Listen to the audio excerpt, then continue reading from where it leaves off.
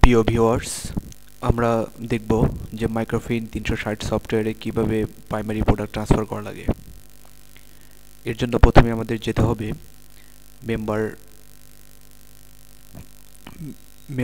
যেতে হবে মেম্বার থেকে মেম্বার প্রাইমারি প্রোডাক্ট ট্রান্সফার অপশনে যেতে হবে। এরপর অ্যাডে ক্লিক করতে হবে। অ্যাডে ক্লিক করার পর যে সদস্যরা আমরা মেম্বার মানে প্রাইমারি প্রোডাক্ট ট্রান্সফার করতে চাচ্ছি সেই কোডটা এখানে দিতে হবে। আমি এখানে সদস্যের কোড টাইপ করছি।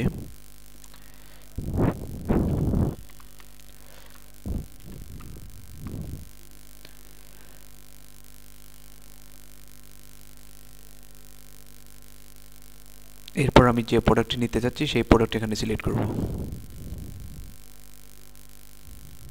সদস্য বর্তমানে আছে জাগরণ মাসিকে, আমরা একে ট্রান্সফার দিয়ে অগ্রসর মাসিকে নিব। এখানে আমরা নিউ প্রাইমারি প্রোডাক্ট সিলেক্ট করলাম অগ্রসর পিকেসেপ। এরপর ট্রান্সফার ডেট, মানে আমি যে ডেটে ট্রান্সফার করছি সেই ডেটটি থাকবে। নিউ মেম্বার কোড, এখানে সদস্য যে বর্তমান কোড আছে সেটাই থাকবে। এরপর নোটে আমাদের কোনো কিছু লিখতে হবে না, জাস্ট সাবমিট দিলে পরে এই মেম্বার প্রাইমারি প্রোডাক্ট ট্রান্সফার হয়ে যাবে। ধন্যবাদ সকলকে।